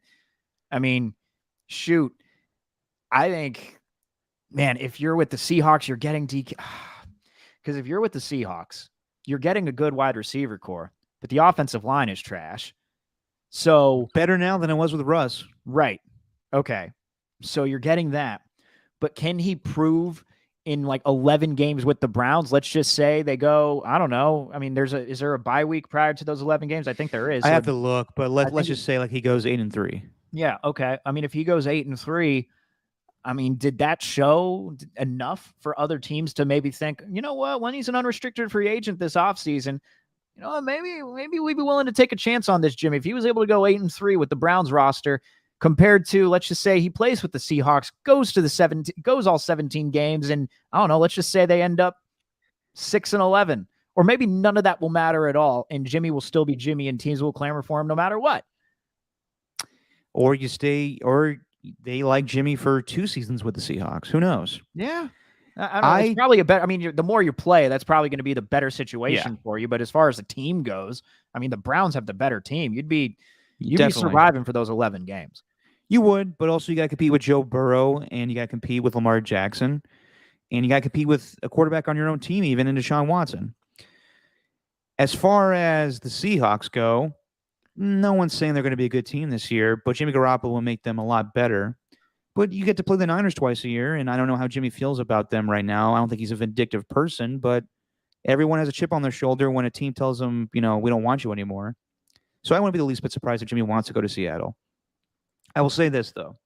Initially, I thought that 11 games, that's all I needed to hear. The Browns will trade for Jimmy Garoppolo. But now, as we've been a few days removed, and all indications are that they're not ready to do that, I'm skeptical it's going to happen. Mary Kay Cabot, initially her report was that if Deshaun Watson was gone for a lengthy period of time, they would be interested, and the Browns would be interested in Jimmy Garoppolo. And now she came on our show last week, actually, Tolbert and Copes, and said that that could be the case, but they're also really comfortable with Jacoby Brissett. Everyone seems to believe that they're going with Jacoby Brissett and maybe Josh Dobbs and Josh Rosen as their 3 quarterbacks going into the season, and then someone will be cut once Watson is done in those 11 weeks. They also don't have a ton of cap, or sorry, not cap. They actually have a ton of cap space. They can make this move happen salary cap wise, but as far as draft capital, they gave a shit ton up to get Deshaun Watson. So does it really make sense? I mean, people don't put a lot of value into 5th round picks, but when that's all you have left, you got to hang on to every draft pick you have. So yeah, I think it's maybe beneficial for the Browns to wait and see if Jimmy Garoppolo gets cut, if he wants to sign with them. But if I was Jimmy and you give him the options between the Seahawks and the Browns, I'm probably going to go to the Seahawks. Interesting. Yeah. I mean, that makes sense. Makes sense. I don't know. Is any other team going to pick him up? You would say the Texans, but you really going to go, is Jimmy going to back up Davis Mills? No. No, So I don't know. I think it's going to be the Seahawks. I think the Browns are comfortable enough with Jacoby Brissett. Maybe. I mean, he didn't play in the preseason game today. It was Josh Dobbs. So, I mean, if you go down and look at, there's a ESPN Plus article, Mike Clay wrote it, and he basically charted every single position group, and ranked them. And granted, you can, agree or disagree with these ranks, but like if you're in the top 10 of whatever position group, you can expect that position group is going to be pretty good this year. If you're within the bottom 10 of the position groups, then that group's probably not going to be any good. And in the quarterbacks and I'm just going to go even from 22 all the way to 32, they have Miami at 22, New Orleans at 23, Chicago at 24, the Jets at 25, Panthers 26, Giants 27, Lions 28, Steelers 29, Texans 30, Falcons 31, and then the Seahawks 32. And all of those teams within the bottom 10, other than the Seahawks, actually have a starting quarterback in place right now. It seems that way. You know, you go to Tua for the Dolphins, Jameis for the Saints, although I think that's something to monitor as well. Justin Fields for the Bears, Zach Wilson for the Jets, Baker, Sam Darnold for the Panthers, although it looks like it's Baker's team. You got Daniel Jones for the Giants. Maybe the Giants, you should be on the lookout to trade with them. I mean, do they maybe even find it worth it? Who knows? Then you got the Goff with the Lions. It looks like the Steelers are going to be comfortable possibly putting Kenny Pickett as the starting quarterback this season if things, go better in the third week of preseason. But they still got Trubisky that they paid for in the offseason. And you still got Trubisky, so you still got quarterbacks there. The Texans, they're up in the air, but hell, I like Davis Mills. Then the Falcons, they have Desmond Ridder waiting for Marcus Mariota. So it looks like the Seahawks would be the most likely destination or the most team-needy quarterback. Yeah, I could see the Seahawks signing him to a one-year deal, but them not having a great season, and then he shows that he's still a starting quarterback in this league. And then the Texans, they don't do well with Davis Mills, and Caserio, who's been with the Patriots, likes Jimmy, says, all right, this is our guy going forward. Yeah. Or maybe even Tua. Maybe Tua sucks with the Dolphins this year, and Mike McDaniel's like, I need Jimmy. Woo! God, I mean, after the way McDaniel's talked about Tua, I mean, he said that... Okay, listen, that's all stuff before the season starts. Tyreek Hill and Mike McDaniel are hyping up their guy right now. I feel like he said the exact same thing about Jimmy, too, when he was with the Niners, in that he says Tua is the most accurate and has the most catchable ball that he's ever seen. It feels like he said that exact same thing about Jimmy. I could be wrong. Yeah, and, sometimes you just say good things about your quarterback when like Sean McVay had to hide, for years that he, was going to wring Jared Goff's neck. Same thing with Kyle. I mean, I think Kyle loves Jimmy as a guy, but I'm sure there's things that infuriate him as a quarterback. Real quick, this Mike Silver piece about Jimmy not texting his teammates. I know you guys talked about it on your show. I'm not putting, even if it's true, I don't really care. The team has always galvanized around Jimmy Garoppolo. They always liked him. I don't think it's really a relevant thing right now. Maybe not. Not to say that's not true. I'm not saying that. Mike Silver knows his shit, but I don't think it's a big deal. Nah, in the grand scheme of things, it doesn't matter. Yeah. I do think it's worth talking about for one day because, look, man, I don't know. Like everyone's convinced Jimmy's like the greatest guy on earth, just because of these reports that have come out about him.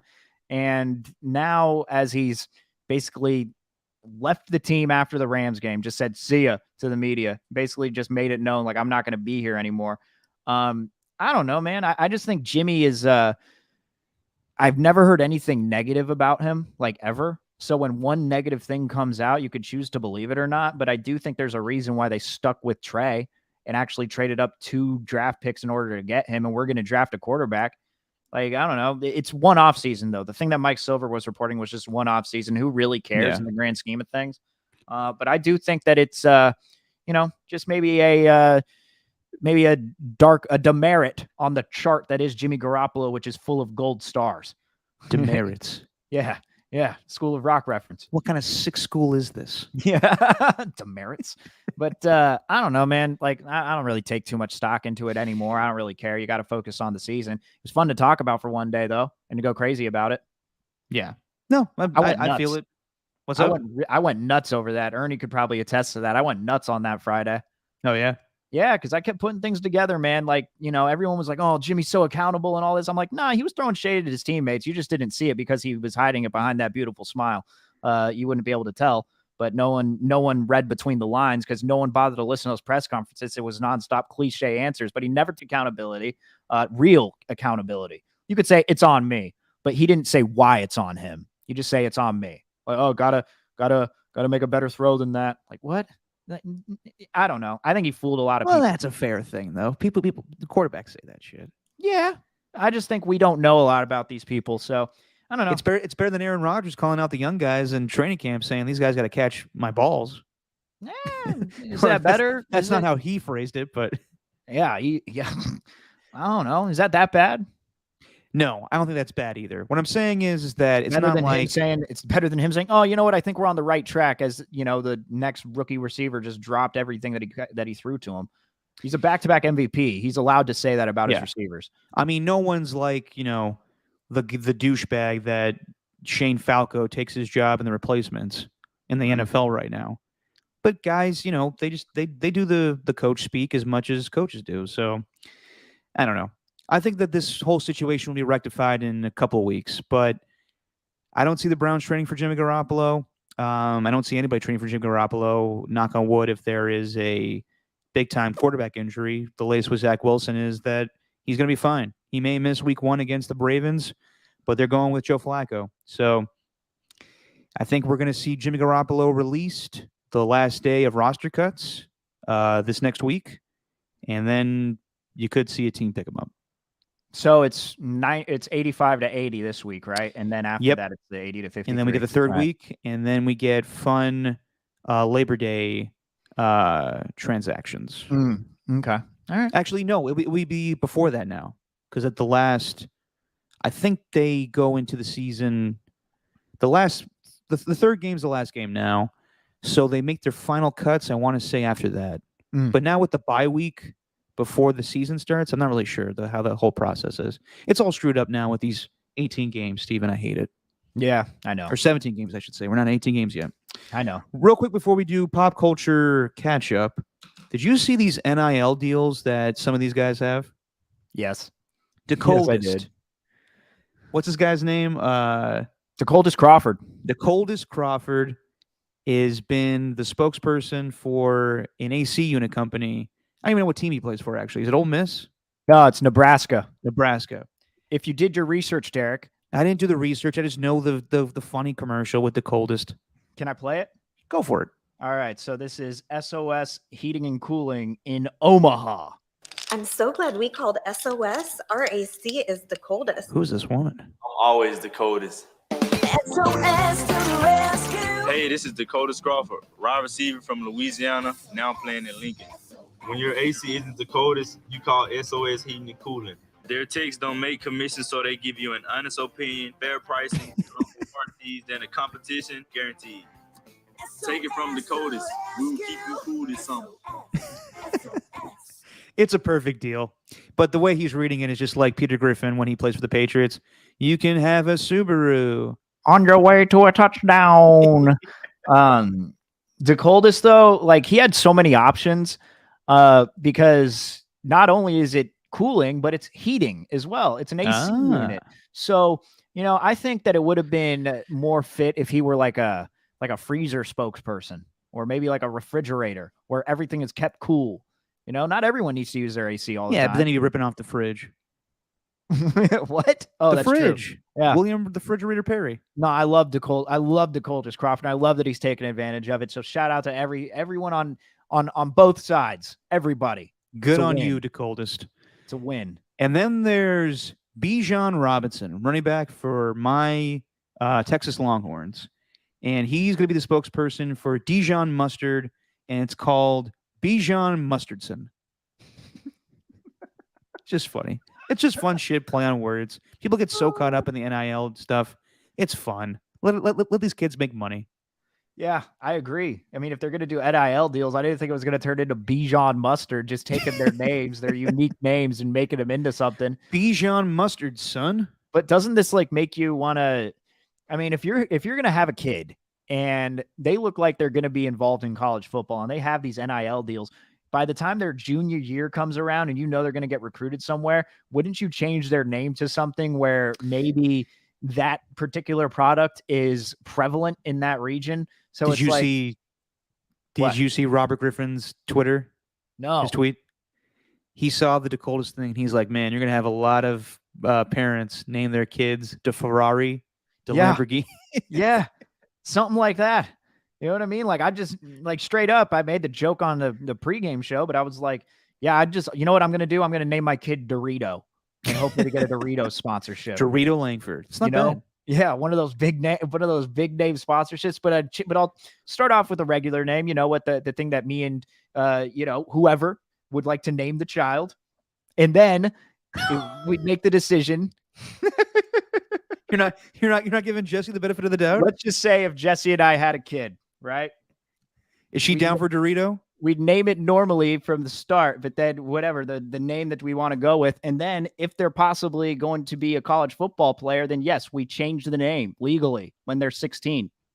Well, they would have to be on board for that, the kid too, right? Or no, you're just saying, fuck that. You're doing what we tell you. Well, I'll tell the kid, like, look at the dollar signs. I'll give you, I'll give you 9 figures worth of reason or 6 figures worth of reasons as to why you should go with this, man. I'm telling you, dude, Dorito Langford's not a bad name. And then you short it to Door. And then when he's ever like acting up and doesn't like, you call him Door for short. And then when he doesn't close the door, you'd be like, hey, Door, shut you. Oh my God. Terrible. Dorito Langford. Yeah. Yeah, it was It's not a joke. bad. Yeah, no, originally it was like when all the juniors were coming into the baseball league, and the juniors, I mean like Vladimir Guerrero Jr., Kevin BJ, mostly the Blue Jays is who I was pointing to. So I was just like, you know what? I'm going to name my son, if I have a son, I'm going to name my son after a very famous baseball player and put Junior at the end of it. Then the likelihood that they get drafted, it skyrockets. And I remember like, who's going to be a baseball player that's probably just going to live in the woods, not have an internet connection, just be totally off the grid. And I was like, you know what? I'm going to name my kid Evan Gaddis Jr. Evan Gaddis Jr. Langford. And then you gotta go bigger than that, man. Like, I would just love it if you were just like, yeah, I have a son. Yeah, my little son. Yep, Barry Bonds Jr. Barry Bonds Jr. And then it's just like, there you go. All right. Wow, they got a Barry Bonds Jr. kid playing today. I'm gonna go look him up. He's on the bench. Yeah. And he's white like you. Yeah. Yeah. There's Barry Bonds Jr. Yeah. Barry Bonds Jr. Langford. All right. I still like Dorito Langford. Actually, I made a promise to my friend a long time ago that I have to name my firstborn child Jub Jub. So be on the lookout for Jub Jub Papa. Oh, that's unfortunate. Why? Jub Jub? It's a great name. Why Jub Jub? We were watching The Simpsons, and if you know anything about The Simpsons, there is the actor Troy McClure. You may remember him from such films as, that was his thing. You're not a Simpsons guy, huh? Not too much. There's way too many episodes. Understandable, and way too many characters. But Troy McClure was a character that Phil Hartman played, and it was always funny to us because he had a pet iguana named Jub Jub. And I just thought it was a funny name, and then I made a bet to my friend that I would name my firstborn child Jub Jub, and that got some laughs, but not a lot of laughs when I would tell girls that. Anyway, moving on. Man. Jub Jub Papa. I like it. There you go. What if it was the middle name? Like Tony Jub Jub Papa. That's fine. Yeah. That's fine. It's a nickname. That's okay. As long as it's not the first name. Kind of like it, though. Dorito and Jub Jub will be best of friends. Yep. All right. Pop culture catch-up, Steven. Ooh. Did you watch this Manti Te'o documentary? I did. Okay. I would love to hear your thoughts first. Well, first off, the what was the name of the said catfish? Renaya, I think. Renaya, yes. Renaya. So, but now she goes by. I don't know her new name, so forgive us. Well, so she was the cousin. She is the cousin of Marcus Tuiasosopo. I didn't know that. Did not know that. I knew that. Like, if you read more into it than the Deadspin article, it felt like everybody kind of just like caught wind of the story, didn't bother to get into any of the details, and just start chastising Manti Te'o alone because of what they've heard through word of mouth instead of actually reading into it. But then you read like the actual story beyond Deadspin, and it's just sad, man. Like, sorry, Renaya, and now she goes by Shaya. Okay, all right. Shay. I'm watching it. I'm like, this dude has literally done nothing wrong in his life. Yeah, he's done zero wrong, and like he thinks that he has a girl. Like he's this man of faith, very strong faith with the Te'o family. And this dude thought, like the thing that got me the most out of the doc was when supposedly Lene Kukua had gotten into the car crash and was on life support, and somehow Renaya was making it as if she was on life support on the phone and whispering his name as he's talking to her through the phone, pretending to be Lene Kukua's cousin. And somehow Manti Te'o, a deeply religious man, thinks that he brought someone back to life. Sorry, I just see a fuck no from Jesse on the end here. Is that a reference to Dorito Langford? Oh yeah, no doubt. Whoops. So how are you watching? So what about Barry Bonds Jr., Jesse? Dude. But I'm like, he thought that he brought someone back to life with his words. Yeah. Like just taking advantage of this very religious, faithful, loyal human being who did nothing wrong. I felt so bad. I look back at that rest in peace Lene Kukua sign from the from the Chargers and Raider game a little while back. I look at that and think, God, like it's not his fault. And then it clearly, crept into his head throughout his career. Just, so sad watching that. So, backstory with me. I remember that season very well in 2012. I was hanging out with a girl that loved Notre Dame football, so we watched every game together. And Manti Te'o had a fantastic season. If it were not for Johnny Football, who I thought was extremely overrated, but that's just my bias with me going to Texas. Colin Klein. Wow. What's up? Colin Klein is the third Heisman finalist that year. I don't even know who that is. Kansas State. It's a mix of Colin Farrell and Kevin Klein. Well, when I watched the doc and I saw the Heisman finalists announced or whatever, I saw it was a bad year for Heisman finalists. I saw the three guys up, and I saw it was Manti Te'o. I saw it was Johnny Manziel, and then I looked up. I was like, "Who's the white blonde guy?" Yeah, Colin Klein was his name. Never went to the NFL. Don't even remember that guy, but only Charles Woodson is the only defensive player to ever win the Heisman. It should have been Manti Te'o that season too, with Notre Dame having an undefeated season that year. However, they got smashed in the national championship game, and that girl left me, and I was very happy. But regardless, I remember making fun of Manti Te'o a lot after that because I was still in college, and me and my buddies would just make fun of him all the time.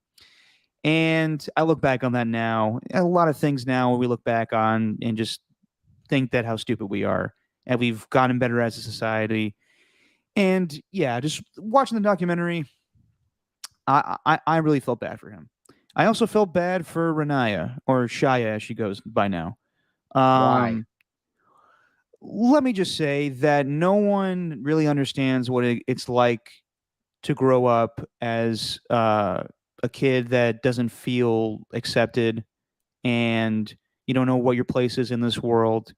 So, I mean, she is trans now, but Renaya as a boy did not know how to, what he was feeling and how to relate to, he didn't feel like he was a boy. He wanted to be a girl.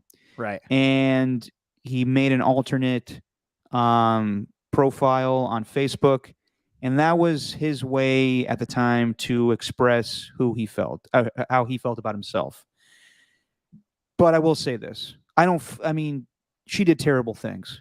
Absolutely terrible things. She ruined his career. She ruined possibly his life. Even though Manti has a good life now.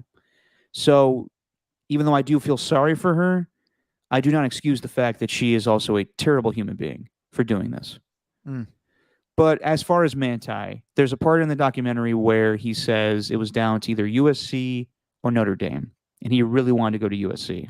But his uncle or somebody's told him that I always envision you go to Notre Dame. So in the end, he chose Notre Dame because Manti doesn't like to disappoint people, and that's pretty much the theme of the entire documentary is he doesn't want to let people down. If he would have gone to USC, I doubt he's in the situation.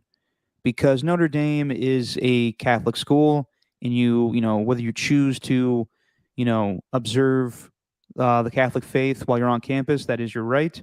But if you're at USC, chances are you're going to be partying a lot, and you're going to be around other people that would have known the catfish situation. You would have been around other, real girls.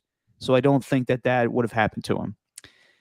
But it is sad. And, you watch a documentary, and yes, he is a very religious guy. So it was the norm for him. He grew up on a small island. He didn't really know about catfishing. I remember that movie coming out around that time, but that wasn't a term that everybody used. I looked it up. The show was around. The movie came out in 2010. I remember when the movie came out too. Yeah. So that came out in 2010, and then the show subsequently after that, it didn't gain popularity until really after this whole Manti Te'o situation. Yes. So, but there are times where I watch this and I'm like, oh man, he's so gullible and so naive. But it's not really his fault. It's just, what he grew up in. So I'm surprised none of his friends said, like, dude, this doesn't sound real. This sounds kind of made up. When you're trying to FaceTime somebody and they tell you, oh, my screen's cracked. The part that I have the biggest problem with is there's the scene with Dr. Phil. And he shows up and he's like, I sat down and talked to Renee. That was the most epic introduction into a documentary ever. Oh, yeah. They kept the entire You see the top of entrance. his head. It's some bald guy. And then he sits down. And it's like, oh, shit, it's Dr. Phil. Yeah. Yeah. That was So- a little too epic. A little too epic for Dr. Phil. Yes. So the thing that I always wondered is, how was Manti getting catfished? And who we know the backstory was that Renaya took a picture of somebody that she knew and used it to be, what's her name? Who was the fake girlfriend's Lene name? Kukua. Lene. So that's how she got that picture. Uh-huh. And then when it came down to being on the phone with Manti, it sounds like a woman speaking. Mhm. Then they go to the archival footage of Dr. Phil talking with Renea, and at the time him saying, it's me, it's just my voice, and I have to go into a certain place to be able to speak like that. Then they shut the door and have him lie down, and then he is able to get into character and do the voice. And it sounds like a girl for the most part, but I got to be honest, man, I'm not buying it. I'm not buying it that was just his voice alone. Some of the greatest voice actors of our time, Mel Blanc, Hank Azaria, couldn't pull that off. To convince Manti Te'o, to convince his friends, to convince his mother and father, it could have been just Renaya doing those voices. It had to be multiple people involved. I'm not buying that for a second. Interesting. Yeah, no, you're probably right. And there's probably people that he just didn't want to get in trouble Exactly. through this documentary. I could see that. I can agree with that. But still that voice that he did though wasn't thoroughly convincing. But I mean, he still did it and somehow got the person whose photo he used, which was crazy. Yeah.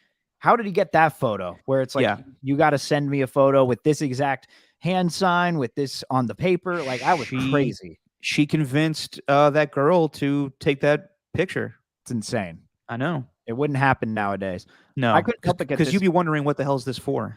I couldn't help but get this feeling though, too, or this thought too. And this is why I said during the Deshaun conversation that we were having that I want to bring it back around during this Manti Te'o doc. But the way that this had impacted his mindset, how he said that he basically turned from a lion on the field where he's like, this is my domain. Like, this is the place where I own this land right here. Like, the football field is my place, to being a linebacker who questions himself and overthinks everything. Said he'd get that nervous feeling just going up and down his body where he's just basically trying to not fail. I wonder if that's going to be the same thing with Deshaun Watson. Like, everything, because Manti had gone through a little bit more and he was super remorseful, and maybe, Deshaun's ego won't let that get in the way of how he produces on the field. But the way that for those 3 years where he was just everyone was getting on him for this thing that he didn't even do, getting asked straight up, like, hey man, was this you that was doing this so you could hide the fact that you're gay? What? Yeah.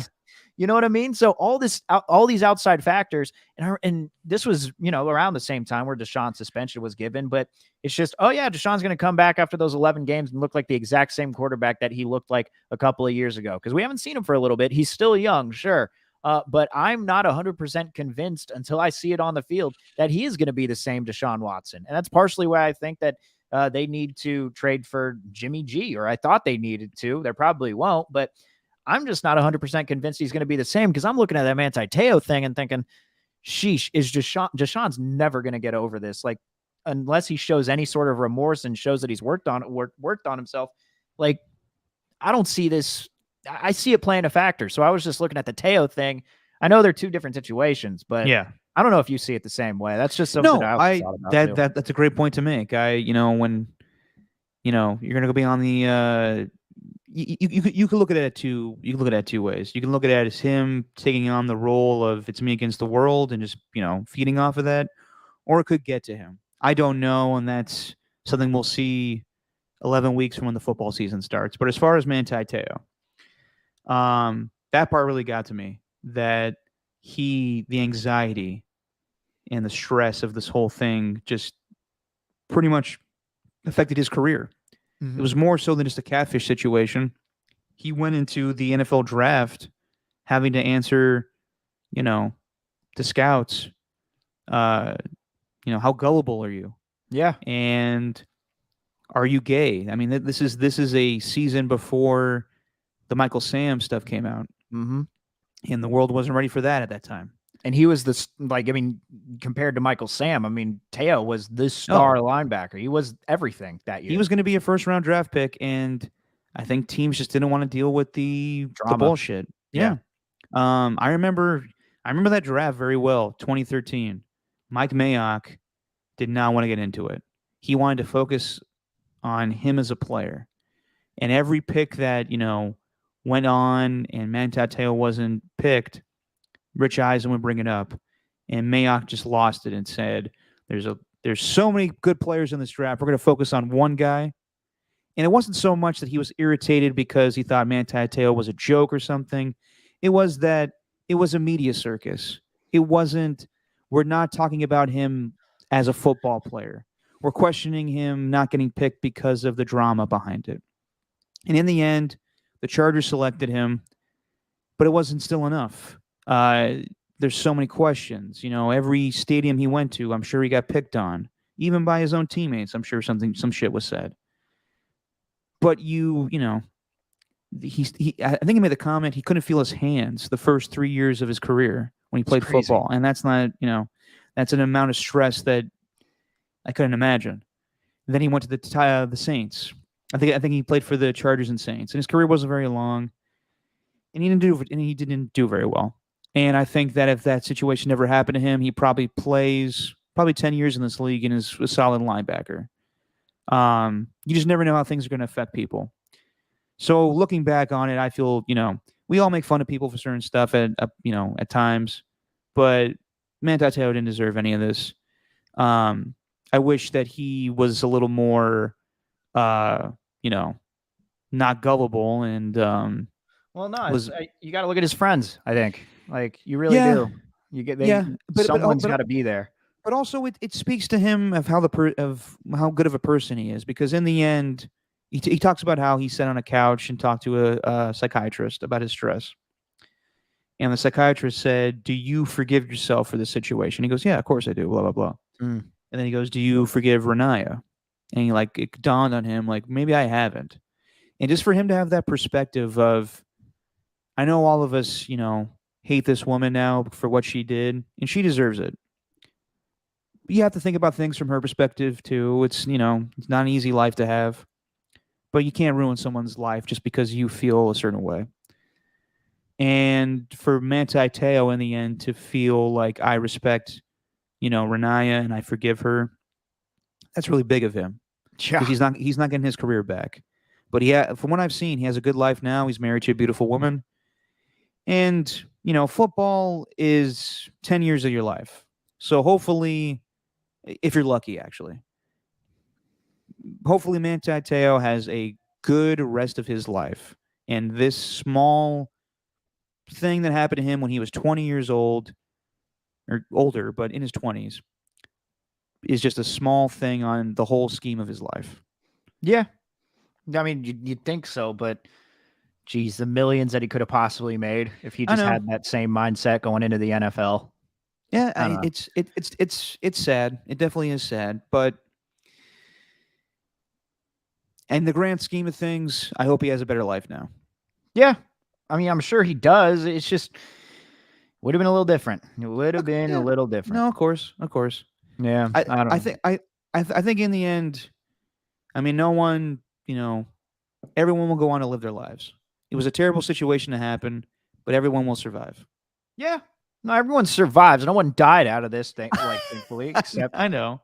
but still, like the way that she was talking about it, like, why'd you have to go and release that? Why'd you do that? It's like, what? Why are you saying that? Well, You yeah, know? she's a little naive too, thinking that this wouldn't bite her in the ass. Like, it's You know what was great was you know how Barstool has this thing with Deadspin, how like they kind of Yes. have this publication war going on. I Yeah. like how Dave Portnoy tried to make it out to be like Deadspin were the evil ones in this for making it seem like for making it seem like it was Manti's fault. But and like how they didn't give him enough time to speak their word on it before they published the story because they had all that information and they basically called Manti, then they called his dad and said that we're going to do this in an hour, or they didn't give him a time frame, but they didn't answer the phone and they basically released it an hour later. And Dave Portnoy has now turned it back on Deadspin. It's like, dude, if you were Barstool and you had that story first and you did that amount of research and you had all that information, like stop acting like you wouldn't have released that story as a Barstool sports blogger trying to get your publication off the ground too. Like, come on. Like, you know what I mean? It's so funny. I always try to make them look like to be the bad guys here. No, I mean, Deadspin was fine, but what I will say is there's a point in the documentary where the guy that broke the story goes, this wasn't a story to, out Manti Te'o or the woman that made up the phony Facebook account. This was a story to call out ESPN for not fact checking. That's bullshit. This was a huge story, and they wanted to break it. This wasn't a thing to call out ESPN for or any of these other sports publications. It was to out Manti Te'o for having a fake girlfriend who he said was dead. Yep. That's why. And they also wanted to gain popularity too. Like exactly. I mean, so they're not heroes. They did a great job breaking the story, but they're not heroes here. No, not at all. But they're not the bad ones in this situation. They're not the bad they're guys not. here, which is not. Which is what Portnoy's trying to make it out to be. It's hilarious. Well, of course he is. But and those little stooly minions of his just all like, oh, Portnoy for president. Well, yeah, the most fucked up thing about the documentary I thought was the day that Manti Te'o lost his grandmother. She then makes the story that I keep forgetting her name, Lenaya or Lene. You sure it's Lene? Lennay. I thought it was. Oh, I'm getting Renaya and whatever. Anyway, the fake girlfriend fakes her death, and she thought that was just such a good thing to do that day. The day that he loses his real grandmother, his make believe girlfriend should die too. Mm-hmm. That's just so fucking disgusting. It's messed up. I'm telling you, like he's talking to her every day, putting the phone. Faking that the entire thing. Hey, I'm actually Lene Kukua's cousin, even though this is my regular voice. Lene is currently on life support right now. But you know what? If I put the phone next to her, then you're gonna hear her. And he's like, all I could hear is breathing, and all I could hear is saying Manti when I was talking to her. Again, a religious guy thought she fooled him into thinking he brought somebody back to life with his words. Yeah, it's just like you're taking advantage of this dude who, I mean, I'm not going to say anything else, but it's just like, wow, like you really took advantage of this person because, she was confused like at that time, just about everything, and it's like, and maybe not confused is the right word, but like, I could, when I saw that, when you really think about it, it's like, that is just so messed up. Yeah. Everything is so messed up about that. And that's why you need people in your corner because there's a ton of religious guys in the NFL, but like, Derek Carr, Tim Tebow, I'm sure like, Tim Tebow is going to have, who's his teammates on the Florida Gators? Well, Aaron Hernandez. Louis Murphy was on there. Yeah. Louis Murphy would have been like, dude, this chick's fake. Yeah. Or Derek Carr, Devontae Adams would have been like, dude, you're talking to a made up person. Yeah. After the first few times, yikes. Big yikes Yeah. all around. Big yikes. But hopefully, you know what, though? This changes everyone's opinion on Manti Te'o because I think so. you haven't heard from him before this documentary. Like, everyone's just gone on to think like, oh, this guy got catfish. Wow, what an idiot. But then they without hearing the full story, which is just social media in the nutshell. You know what? I would much rather hear Manti Te'o break down college football Saturdays on Fox with Matt Leinart, Reggie Bush, and Brady Quinn over Urban Meyer being put back in that position. Agreed. Totally. Yeah. Anyway, Steven, anything else? That's all I got for pop culture catch up. Ooh, I saw Bullet Train. Oh, how was that? It's pretty good. I recommend it. It's fun. Fun movie? Fun little movie. I don't know. It's Can Brad Pitt still kick ass? yeah, it's gory as hell actually. Oh, good. So get ready for that. It's pretty gory, but yes. I know, Ernie, you say this every damn week. Better Call Saul. We get it. Well, I've caught up. You haven't caught up though, huh? Nah, I'm bored by it. Are you going to try? Maybe. All right. I won't reveal anything. I'll just say this. Ernie, for your sake, solid ending. Solid ending to Better Call Saul. Everybody loves Better Call Saul, and I just didn't get it through the 3 seasons that I watched. I'm with you, Steven. It's a little slow at times. It's definitely not Breaking Bad. And it's not as entertaining because there's, you're going to remember shit that stands out on Breaking Bad. I don't remember shit that half the time that happens in Better Call Saul. So when they, do a flashback, I'm like, wait, what are we doing here? But it was a solid show, solid ending. Yeah. All right. I'll give it a watch. I'm not saying you have to. I'm just saying it was a solid ending. Well, I mean, I'm Doing probably it for Ernie. I do have to. This whole show's for Ernie. You know what? I will, Ernie. One day I will watch Better Call Saul, and I'll try and get into it. There you go. All right, Steven. We are 3 weeks away from football being a real thing, and we will be doing shows on Sundays from 8 to 9. Just your pregame show, man. Mm-hmm. And then we'll figure out some time during the week when we can do like a recap show. But yeah, getting excited. All right. Getting excited. All right, sir. Say what you always say, my friend. It's just our opinion. Oh, wait, man, hang on. I almost left the whole thing.